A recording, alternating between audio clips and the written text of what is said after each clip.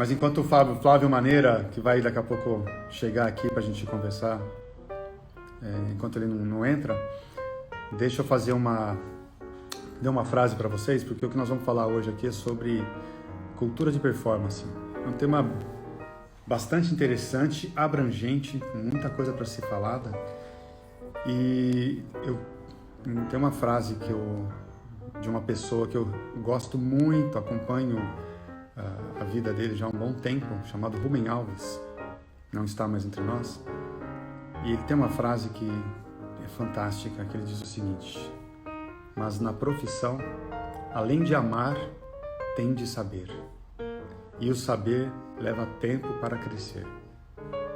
Então, o que nós vamos conversar aqui tem muito a ver com profissão, tem muito a ver com trabalho, tem a ver com vocação, mas eu diria que tem a ver com ambiente de trabalho, tem a ver com empresa e tem a ver também com outras coisas, né? Eu vou deixar aqui, daqui a pouco o Flávio vai falar. Mas eu achei curioso e quis trazer essa frase justamente para fazer parte desse nosso balanço entre negócio, empresa, cultura. E eu gostei muito quando ele fala da questão da profissão, falando sobre o amar. E além de amar, e aqui dá um sentido de ir além daquilo de fazer simplesmente por recebimentos monetários, né, ou prestígio, ou carreira, mas o Rubem Alves traz uma coisa, um ingrediente muito importante aqui, que ele fala de, além de amar, nós temos de saber. Ou ele poderia falar o contrário também, né, que além de saber, nós temos de amar. Eu fiquei refletindo bastante sobre isso, e ele fala que o saber é propósito, é verdade, Ângela. E ele fala que o saber leva tempo para crescer. Curioso, né? Me lembro, e fiquei meditando sobre essa questão. Nem sempre no nosso trabalho a gente tem a chance de amar. Podemos até saber, mas não temos a chance de amar. Ou às vezes a gente faz algo que a gente ama, mas não sabe tanto. Mas esse processo, acho que ele leva tempo, né, para ele ser construído. Esse sentido de propósito, inclusive, não creio que é algo que surja logo no início da nossa carreira. Eu creio que ele vai sendo encontrado no nosso caminhar, no nosso sentido de vida, no nosso trabalho, na nossa profissão.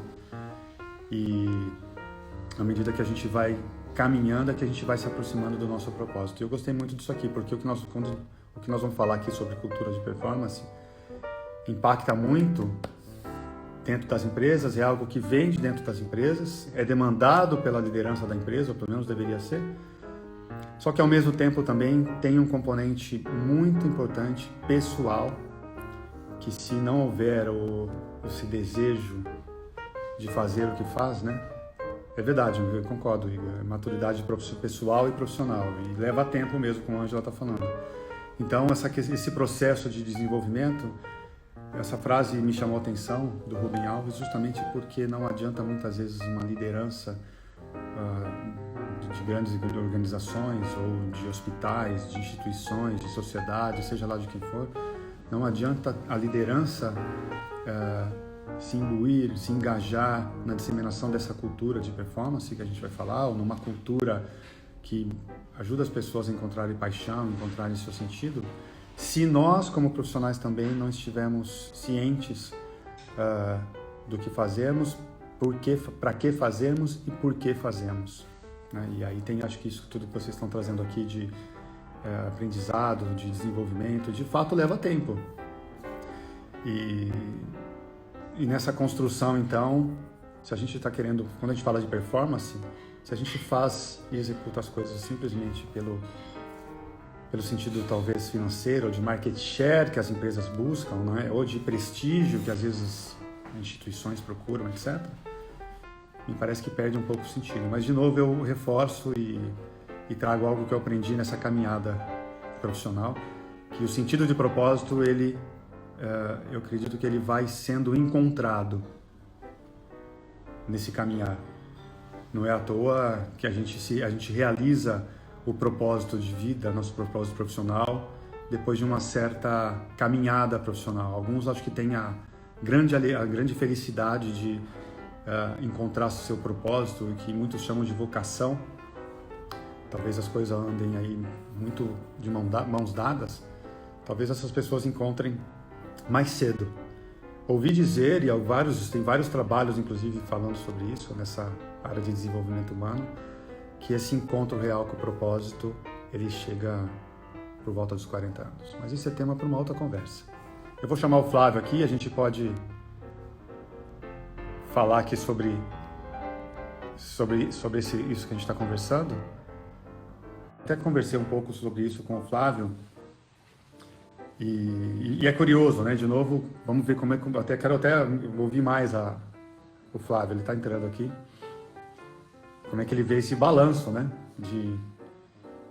Da cultura organizacional e, ao mesmo tempo, às vezes um choque que acontece com o profissional, que eu acho que deve ser algo bastante embaixo, não. Creio que é importante, se a gente quiser, de fato, ver a nossa organização crescendo de forma sustentável, se nós quisermos ver nossa carreira crescendo de forma sustentável. É fundamental a gente ter esse balanço entre a demanda vinda da liderança, obviamente, nos dando um norte, nos dando uma direção, mas também mostrando para onde seguir. Aí, Lei, estava falando aqui de... Salve! E aí, tudo bem? Você está bem? Você me ouve bem? Eu ouço bem, ouço bem. Você está baixinho para mim. O pessoal, vocês estão ouvindo bem o Flávio? Faz um positivo aí. Se vocês ouvem os dois bem, por favor. Fala, pessoal. Obrigado aí pela presença, pelo convite, viu, Serginho? E já tô vendo um monte de gente querida aí, viu? Espera aí um pouquinho. Continua baixo. É, mas eu acho... Agora melhorou? Vocês ouvem o Flávio bem, pessoal? Sim? Beleza.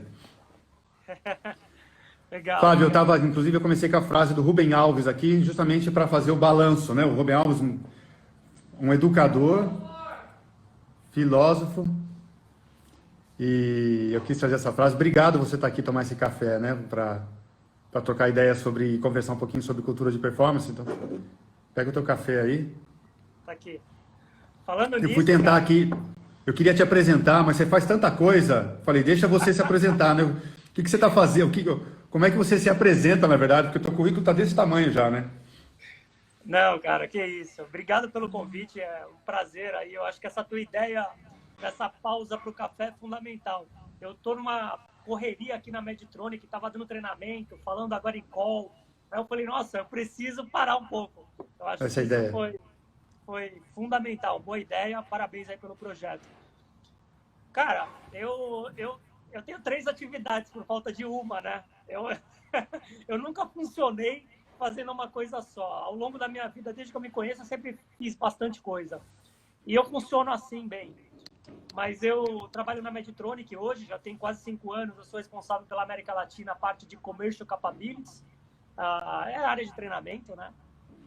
Estava ouvindo você falar de propósito. E quando eu estava fazendo um curso fora, cara, o professor, ele foi muito... A gente fez uma atividade de propósito justamente para falar da ligação da economia com o propósito.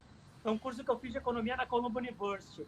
E foi uma aula incrível, porque ali eu consegui organizar o meu propósito. Se você entrar no meu site, no meu LinkedIn, a primeira frase que está lá é o meu propósito. Ele tá que legal. Um mantra para mim, cara. Que legal, Bom, que legal. Mas rapidinho, eu trabalho na Medtronic, acho que a maioria me conhece aí, Serginho, da tua rede que não. Eu trabalho também como acadêmico, dou aula em algumas faculdades. Então, eu dou aula na Faculdade de Ciências Médicas da Santa Casa de São Paulo, de neurociência.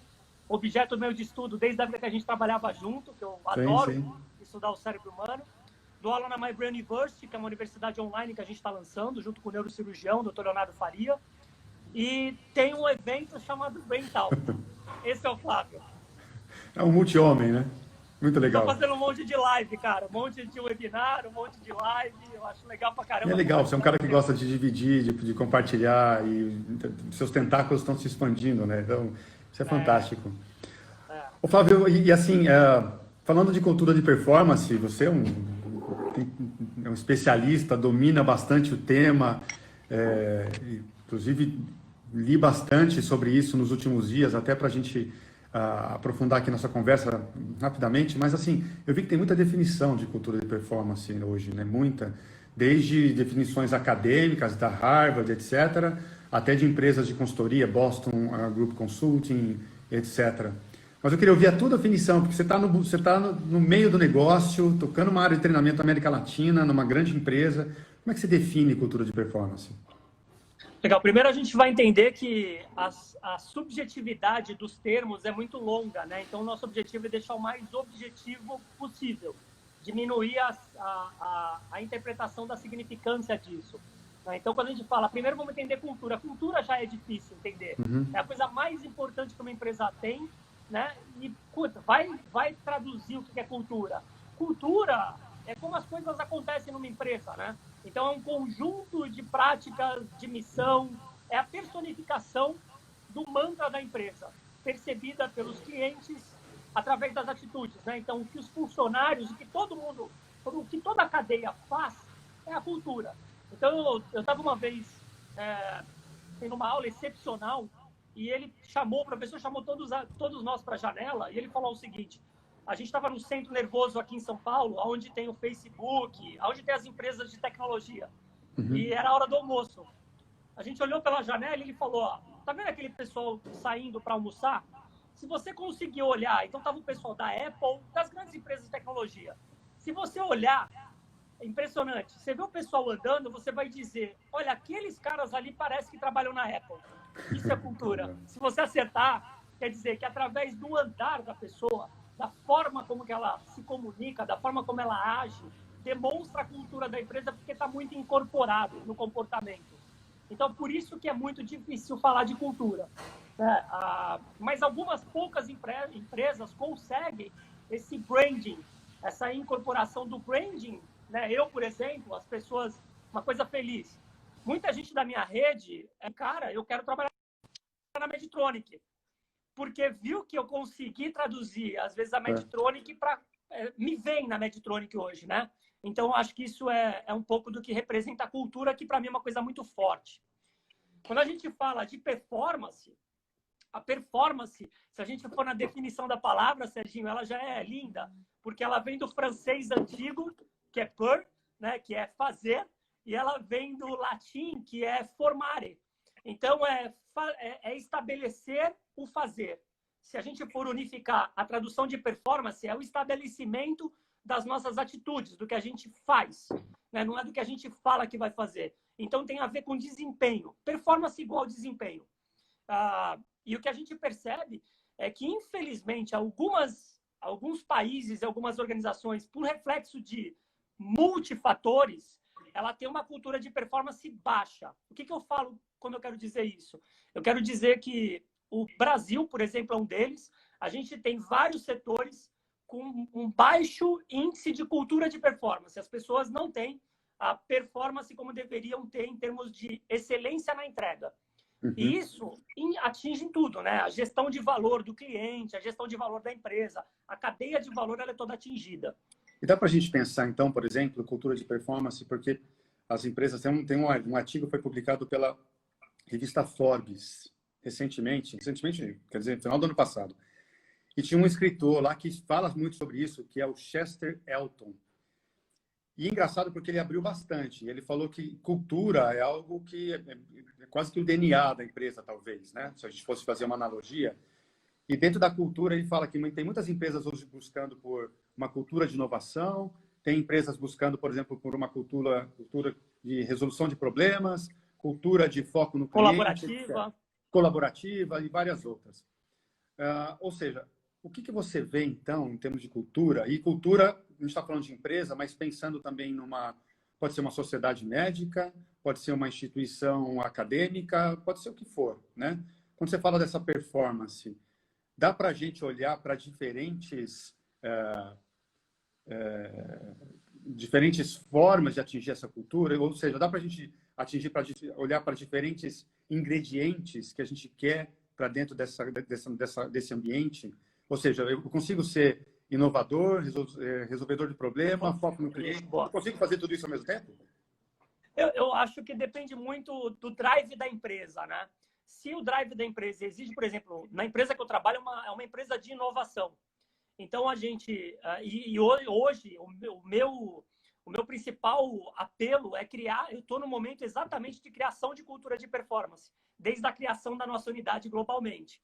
Então, a gente é uma empresa com DNA de inovação, então já tem que ter uma cultura de inovação. Na verdade, hoje, cultura de inovação, eu estava conversando com o Edu Carmelo, a gente ia fazer um workshop presencial, teve que postergar sobre cultura de inovação, mas cultura de inovação hoje é sine qua non para uma empresa sobreviver nesse contexto que a gente vive, né? Sim, então, sim.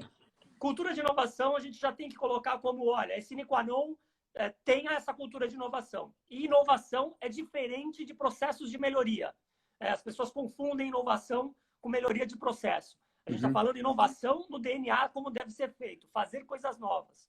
Então, de formas diferentes e por aí vai. Agora, eu acho que dependendo do DNA da empresa, sim, é possível você estabelecer cultura, uma macrocultura, né, que é o próximo DNA, e culturas que se relacionam, né? Então, por exemplo, hoje em dia, você sabe que recentemente a gente discutiu isso lá para Singularity, estudar futuro. É muito ousado a gente estudar futuro. O futuro, tamanho a incerteza que a gente vive.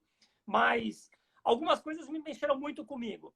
Primeiro, é que o mundo hoje ele é colaborativo. Não dá mais para ser não colaborativo. A gente vai precisar de pessoas para ganhar novos espaços, fazer coisas melhores. O que a gente está fazendo aqui é um esquema colaborativo de educação. Então, isso é fundamental. Colaboração, se não tiver um mindset colaborativo, a gente não vai sobreviver nesse futuro complexo. O outro é cocriação. E a cocriação é o motor que impulsiona a inovação. Então, se eu tenho um ambiente co-criativo, eu vou impulsionar cabeças criativas que vão inovar. Porque inovação só vem de gente, inovação não vem de máquina. E, Flávio, você acha... Por exemplo, tem várias perguntas aqui legais, vou tentar emendar uma na outra. Primeiro, você acredita que, olhando até para a tua realidade da Medtronic, você acredita que é possível ter sub no sentido de submissão, subculturas dentro de uma organização? Ou seja, você tem uma cultura de performance macro, só que por áreas, você tem lá diferentes departamentos e você acaba tendo diferentes culturas ou diferentes culturas de performance ali. E a segunda coisa, por que é tão diferente a cultura de performance em diferentes segmentos? Por exemplo, telecom, indústria farmacêutica. Por que é tão diferente? Por que será que muda tanto de um segmento para o outro? Duas perguntas em uma aí para você. Não, ótimo. Eu acho que a subcultura dá para ter. É muito difícil, porque existem algumas... Até hoje, Serginho, o maior problema das empresas, se a gente perguntar a 10 pessoas, e hoje eu acho que isso vai potencializar por causa do ambiente digital. O maior problema que a gente tem, a maior ineficiência que a gente tem nas organizações é a falta de capacidade de competência comunicacional. É comunicação, cara. As empresas erram por uma questão de comunicação. Então, a estratégia, para fazer o deployment da estratégia e de tudo, e engajar e fazer com que os processos aconteçam, a comunicação é a core competence da empresa. E a gente vê que isso é falho. Existe uma falha muito grande no processo comunicacional nas empresas, porque o tamanho da interpretação é muito grande. E a gente demorou muito tempo as pessoas para estudarem comunicação. As pessoas não estudam, cara, comunicação. E então, comunicação, na verdade, comunicação não é fazer parte da cultura. A comunicação, na verdade, é um meio para a difusão da cultura. Perfeito, perfeito. A comunicação é o principal meio para interligar, interconectar a cultura com todos os departamentos e com as pessoas, sejam as subculturas. Então, para mim, é muito clara essa falha. A gente tem liderança, a liderança é falha, então a gente já começa aqui, existe uma escassez de liderança e agora está sendo exigido bons líderes remotamente. Porque agora entrou uma nova competência. Eu preciso gerir equipes remotas, meu amigo. Então, eu não tenho que ter uma capacidade só. A capacidade de liderança que eu tinha presencial, de controle, etc., acabou. Agora, a base agora remotamente mudou tudo. E a gente vê uma falha nisso. Então, eu acho que a cultura agora vai ter um grande desafio. As empresas, para manter a sua cultura nesse novo ambiente que a gente está vivendo, vai ter que ter um novo desafio, em especial, que é a startup. E Flávio, desculpa, e você acha, por exemplo, que nesse contexto que a gente vive já de alguns anos, né? Um contexto vulnerável, o VUCA. É vulnerável, ambíguo, incerto, complexo. Nesse contexto, você acha que dá para eleger três fatores que devem fazer parte de uma cultura de performance nas organizações? de forma geral? Ou não? Tem que ser uma coisa muito individualizada, por segmento, por área? Eu acho que dá de forma geral, Serginho. Eu acho que o primeiro é o que eu acabei de falar, que é o apoio à comunicação constante da linha de frente, da liderança. E essa liderança, da grande liderança, da média liderança, em todos os contextos. Então, eu acho que a primeira parte é o apoio. Para ter cultura de performance, tem que ter apoio e comunicação forte. Eu tenho que ter uma clareza da gestão de competência ou gestão de desempenho, seja o nome, porque ainda existe uma discrepância nisso. A gente vê que as pessoas ainda não fazem a gestão de competências como deveria. E o que eu falo como gestão de competência? A competência tem que ser cirurgicamente alinhada com a necessidade do negócio. E isso, o descritivo da competência, porque eu só vou treinar, aí a gente vai chegar no terceiro ponto, que é que é a tua expertise, que é a metodologia, que mudou. E as empresas estão... o mesmo racional que eu faço, Serginho, é com a educação, né? E que não é diferente. Se a gente pegar a educação como que é falíssima, a gente está pagando uma consequência como país por uma falha da educação, né? Então, a gente está pagando essa conta. E nas organizações não é diferente. Se a gente não arrumar a comunicação alinhada e entenderem que a área de treinamento ou área de capacitação é uma área estratégica, e aí tem uma falha também de quem está inserido nesse processo, porque quem trabalha com isso nunca se vendeu como estratégico, né? E eu acho isso errado. Porque ainda está muito operacional, né? E se Tá posiciona como uma área de operacional. entrega. E tá errado, porque hoje, cara, eu gosto muito da fala do Peter Senge, que ele fala da quinta disciplina, né? Você deve conhecer, organização que aprende, o aprendizado contínuo. Essa competência, cara, é a principal competência das organizações que vão sobreviver nesse mundo futuro. Então, é a capacidade de desaprender tudo que aprendeu, porque muita coisa não vai mais servir. É a capacidade de reaprender novos aprendizados. E isso, a gente está falando de gestão de equipe remota, a gente está falando de fazer o webinar, a gente está falando... Canal de eventos, cara, mudou completamente eventos, a forma como a gente vai educar as pessoas. Então, e o terceiro ponto é a metodologia, que eu acho que você nada de braçada nisso, e você trabalha bem com isso, com metodologias ativas. A gente tem que... simplesmente o que eu fiz na Medtronic, que eu entrei há 4, 5 anos atrás. Eu acabei a forma como que eles faziam treinamento e relancei uma nova forma de certificação lá, que está acontecendo. Por quê? Sim. Porque estava falha a forma que estavam fazendo o treinamento, cara. E você vê, por exemplo, que é possível fazer parte dessa cultura de performance componentes como a capacidade de observar melhor o cliente, a capacidade de se conectar melhor ao cliente. Vou trocar. Eu tenho trocado a palavra cliente por pessoas, tá? Ótimo. Porque cliente me parece algo ainda muito do tipo, eu quero conquistar aquele cliente. E a gente muito vendedor, né? E não adiciona valor, extrai valor. Exato. Então, é uma pessoa. E quando a gente fala pessoa, a gente está aqui tentando... A gente está resgatando que tem sentimentos, tem desejos, anseios, racionalidade, emocionalidade, etc. Então, vamos lá. Você acha que é possível fazer parte da cultura da performance o foco nas pessoas, ou seja, imbuir as pessoas, os funcionários, e seja lá quem for, da capacidade de observar o cliente, de se conectar ao cliente, de perguntar ao cliente ou às pessoas, de conversar, de se conectar. Isto é, criar uma cultura de performance, mas cujo objetivo final são as pessoas? Ou você acha que isso é muito ciências humanas, romântico e desconecta do negócio? Como é que você vê isso? Não, eu vejo que as empresas mais atentas estão muito preocupadas com isso. Então, eu estou vendo hoje uma adoção, por exemplo, de metodologias que antes não eram vistas com tanta facilidade. Vou dar um exemplo, próprio design thinking para negócio, né? Você não via hoje. Hoje você já está vendo aplicações consideráveis com relação à jornada, né? A jornada do paciente, a jornada do cliente, a jornada da pessoa, mas com relação ao entendimento das dores para depois tratar. E outra, muito inserido a questão de metodologia ágil dentro dos processos. Porque, para mim, Serginho, no futuro, quando você fala de cultura de performance, que é o grande guarda-chuva, você tem aqui embaixo gestão de projetos, cara. Projetos é o que é entrega, é pivotagem. Errou, não dá tempo de ficar lamentando que errou. Errou, arruma, correção de rota e vai conversando, vai lançando. Então, eu vejo que isso é hoje, conversar com alguém que não entende, hoje, o profissional na cadeia, seja ele, seja qual for, se ele não entender hoje de digital, se ele não tiver minimamente uma noção do que é ser digital, se ele não tiver minimamente uma noção de gestão de projetos, hoje todo mundo tem que ser gestor de projeto, tem que ser digital, tem que desaprender, tem que reaprender e tem que se comunicar digitalmente. Exatamente, exatamente. Então, assim, inclusive a Ângela e o Júlio, os dois fizeram comentários bastante semelhantes, que as empresas são as instituições e as instituições são as empresas. Ou as empresas são formadas por pessoas e as pessoas que formam as empresas. Agora, então, como que a gente...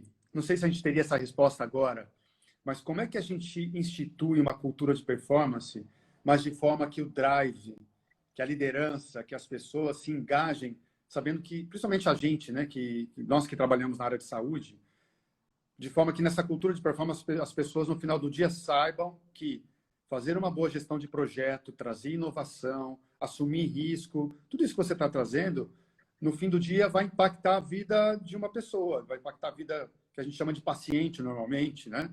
Mas se o paciente for impactado, o cuidador também vai ser impactado, a família será impactada. Será que é possível a gente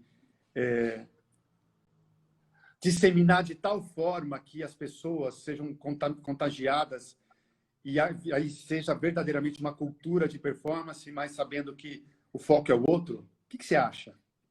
Então, eu acho que a parte mais difícil numa capacitação, a gente sempre tem 4 estágios, né? O diagnóstico, depois do diagnóstico eu vou desenhar a entrega, eu vou entregar e vou dar continuidade. Isso é a escala de um treinamento, de uma capacitação. Considerando que eu vou fazer isso, um bom diagnóstico, vou fazer, considerando a metodologia da entrega, a parte mais difícil disso é a continuidade. Por quê? A continuidade vai levar à excelência. Sim. E hoje, o KPI disso, ou seja, mensurar isso e manter essa continuidade mensurável e acompanhar os resultados, faz uma retroalimentação. O que eu quero dizer com isso?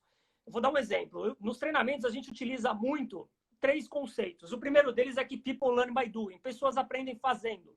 Então, não existe um treinamento que as pessoas não tenham que fazer algo, porque senão eu não vou fazer com que ela movimente a aquisição de conhecimento.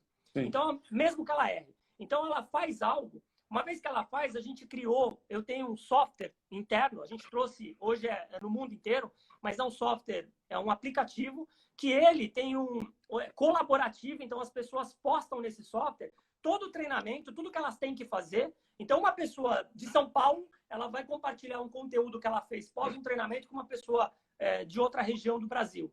E através desse compartilhamento, essas pessoas vão se enxergando, vão se arrumando e vão melhorando. É engraçado porque parece que um tipo de auto-reconhecimento.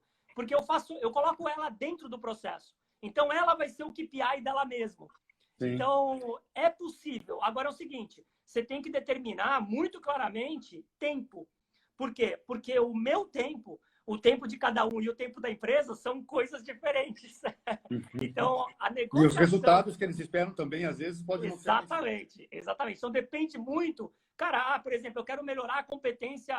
Tem competências que são muito difíceis, não são mas comunicação, seja qual for. Eu quero que a minha equipe agora consiga fazer o webinar e dar treinamento perfeitamente via online. Cara, eu vou ter uma pessoa que vai conseguir isso, porque somos diferentes, né? Mas dentro de um determinado prazo que eu vou acordar baseado no que eu tenho de dados, aí eu vou conseguir atingir, mas aí tem que ser negociado. Geralmente, o problema que o tempo, geralmente, querem muito antes do que a nossa competência para conseguir performar melhor.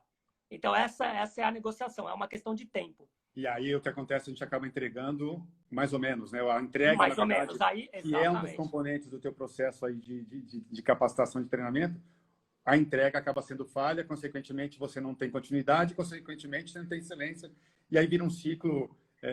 Perde toda a cadeia de valor. Exato, perde a cadeia de valor. A gestão de valor do cliente, ela é percebida, né, cara? Isso, hoje eu tenho estudado muito gestão de valor sob a perspectiva do cliente. Então, para mim, é aquilo que a gente já falou, não lembro se a gente já conversou isso, mas a gente é o que é percebido pelo meio.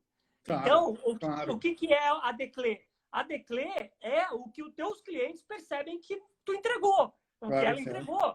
Eu sou quem quer o Maneira, é o que as pessoas estão percebendo que o Maneira é. Não é o que eu acho que eu sou, é o que eu sou percebido pelo meio, né? Então, essa é a gestão de valor. se a empresa promete o que entrega, e como que a empresa promete o que entrega? Através de uma força de vendas altamente, ou do colaborador altamente capacitado. O problema é que a aquisição de conhecimento e implementação on the job é um processo moroso, não é uma coisa rápida. E todo mundo quer um resultado rápido, só que infelizmente não é resultado rápido, cara. Que é o que a gente está vivendo agora, né? Se a gente pensar, de repente, mudou, agora nós temos que migrar 100% do presencial para o digital. E as empresas querem uma resposta rápida. E olha só, se você olhar para todo esse processo, não houve capacitação, não houve preparação, não houve, na verdade, identificação do problema, não houve a identificação da entrega, não houve a entrega, consequentemente, você não tem continuidade. E as empresas querem um retorno rápido para esse contexto que a gente está vivendo agora. Ou seja, isso que você está falando, a gente está experimentando na prática esse desafio. E querem rápido, e não virá, né? Esse que é o ponto. Agora, eu fico feliz de ouvir de você. Imagina, você está aí tocando uma área enorme de capacitação de pessoas, e fico feliz de ouvir de você. Por isso que eu fiz questão de perguntar para você, que está no buchicho, está dentro de uma grande organização, para poder mostrar que é possível a gente trabalhar e focar no outro, né? Então, o Júlio está até fazendo um comentário aqui, a cultura dos novos tempos, imediatismo, né? E treinando on the job, né?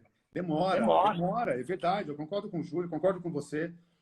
Por isso que a gente está patinando aqui, porque a gente está entrando na dificuldade de querer um resultado rápido para algo que a gente não está preparado. Mas voltando só para a gente caminhar aqui para o final, quero te agradecer por esse comentário, inclusive final, dizendo que é possível a gente instalar uma cultura de performance onde quer que estejamos, seja na Declé, seja na Medtronic, seja no laboratório, nos laboratórios, numa sociedade médica, num consultório, que tem vários médicos aqui assistindo. É possível a gente implementar a cultura de performance e é possível implementar pensando que o que a gente executa com alto nível de desempenho, né, como o pessoal tem chamado, o high performance delivery, etc., pensando que a gente está fazendo isso em prol do outro, em prol de alguém que precisa dos nossos cuidados, né? Aliás, acho que tem espaço para uma última pergunta aqui do Fabinho. Como aumentar uma cultura se a alta performance já está altíssima? Essa é boa, hein? Então, boa pergunta, Fabio. Nós somos seres altamente influenciáveis e sazonais. Não significa que uma cultura que está alta, ela não pode, mudou a circunstância, o contexto, ela pode cair. Então, existe essa diferença. Manter, ela nunca vai ser, ela sempre vai estar. Então, a tua pergunta é ótima porque você colocou o estar. Então, estar é manter com métodos. Então, a metodologia para atingir é uma, a metodologia para manter é outra de quem já é alta performance. É um pouco da liderança adaptativa ou situacional, né? A gente não vai tratar os liderados iguais, porque somos singulares. Então, para manter, você vai pegar os performáticos, os planos para manter performático são diferentes dos planos para quem vai atingir a alta performance. Então, essa é a diferença. A questão única é metodológica. E aí envolve, quando eu falo de metodologia, eu estou falando de tempo, eu estou falando de conteúdo. Conteúdo tende a ser menor. Menor, eu digo, não menos importante. Eu estou falando sintético. Então, você está falando uma questão mais metodológica. E outra, geralmente, o que eu faço com quem são performáticos? Eles são meus braços. Então, por exemplo, os programas, eu tenho um percentual de alta performance na Medtronic, né? São vendedores e gerentes. Então, os poucos que estão como alta performance, eles são meus braços. E aí eu faço um tipo de uma cultura interna, porque todo mundo fala, caramba, eu quero ser o braço da Commercial Capabilities, no Brasil ou na Latam. Por quê? Porque eu vou dar outras tarefas e eu dou visibilidade para eles entregarem bem o que eles já fazem bem. E, Flávio, tem uma outra aqui, um comentário que eu acho formidável, que também veio aqui do Ricardo Salles. O Ricardo Salles, ele lidera o grupo Pro Pulmão no Brasil. Tem um projeto, inclusive, fantástico de rastreamento de câncer do pulmão no Brasil. Ele faz um comentário aqui que é o grande desafio na área médica agora, né? Tem vários médicos aqui. É caminhar por essas mudanças, submetendo pessoas a novos riscos. E eu concordo com ele, e é por isso que, inclusive, eu tenho trabalhado muito com médicos justamente para poder trazer essa cultura de performance, por exemplo. Isso é um tópico, a gente poderia trazer outros, né? Que a gente pode emprestar ou pegar das organizações para trazer para as sociedades médicas, porque muitas vezes a gente vê um certo um certo abismo até, né? Entre Sim. o modelo de negócio, o modelo de atuação, de trabalho de grandes organizações, comparando com sociedades médicas, por exemplo, que tem um outro foco, tem um outro objetivo, né? Que é saúde, é ciência. Mas, por outro lado, a gente vê que tem vários médicos que buscam e querem ter essa cultura de performance dentro das suas instituições, né? Ô, Serginho, quando eu estava na Pharma, teve uma grande empresa de neonatal no Rio de Janeiro, que eu dei um treinamento na Pharma e depois esse médico, que é o dono dessa empresa, ele me chamou e para eu dar uma consultoria para ele. Então, ele tem um grupo de médicos, ela funciona no Rio de Janeiro, e ele queria exatamente isso. Esse era o ponto. Cara, minha empresa está assim, eu tenho um grupo de obstetras, etc, tem uma equipe, eu preciso fazer. E ele foi crescendo, cresceu muito. E um médico excelente, não vou falar nomes aqui, mas excelente, cresceu muito, etc. O que aconteceu? A minha sugestão, depois de horas consultoria com ele, entendendo exatamente as dores dele, o negócio dele, foi ele chegou num corpo que ele precisava fazer convenção. Ele nunca tinha feito a primeira convenção, ele nunca reuniu todo mundo e fez uma reunião estratégica de uma semana. E aí, resumindo a história, a gente montou uma convenção, eu fui abrir a convenção, então eu fui lá para o Rio de Janeiro, a gente montou uma agenda de convenção. Cara, o resultado dele, isso já faz alguns anos. A minha esposa aí está me assistindo, talvez ela foi comigo na convenção, ela lembre. Faz mais de 6 anos, 7, sei lá. Cara, foi a melhor coisa que ele fez. Então, hoje, ele copia o modelo. Então, semestralmente e uma vez por ano, ele faz uma reunião de convenção para alinhar todas as estratégias para o departamento, dar o drive estratégico do ano da empresa, mostrar resultados, etc. E ele implementou também a parte de treinamento nessas convenções que ele faz, né? E é aquilo, vamos copiar o modelo, cara, que já tem. Exato. Né? Então, dá para levar a cultura de performance para qualquer área, qualquer área. Pequena empresa, grande empresa. Fantástico. Até em casa, né? Até em casa. Até em casa. Flávio, muito obrigado, cara. Acho que essa é uma conversa que cabe capítulo 2, hein? Cabe um segundo café, um double shot de café aí. Demorou. E aí fica o convite. Eu falei do Brain Talks. Quem quiser, tiver curiosidade, vai ter um evento. Posso falar dele? Claro. Vai ter um evento aí, pessoal. Dia 17 de junho, vai ser via webinar. O neurocirurgião, Dr. Leonardo Faria, um especialista... o Rodolfo Araújo, que você lembra dele. Ele vai falar de negociação. E o André Yamaguchi, que vai falar sobre apresentações. E eu vou intermediar essas feras. A gente vai falar... O tema do Brain Talks é como o cérebro convence e como o cérebro é convencido. Então, se você tem interesse, vai lá, braintalks.com.br, se inscreve que vai ser show de bola. Vai ser das 7 da noite às 9 da noite. Vai ser um evento imperdível. Que legal, que legal. Muito obrigado. Pessoal, obrigado também por vocês aqui pelo cafezinho. E até a próxima. Né? Eu que agradeço. Valeu, grande abraço. Tchau. Valeu, Serginho. Tchau, gente. Valeu.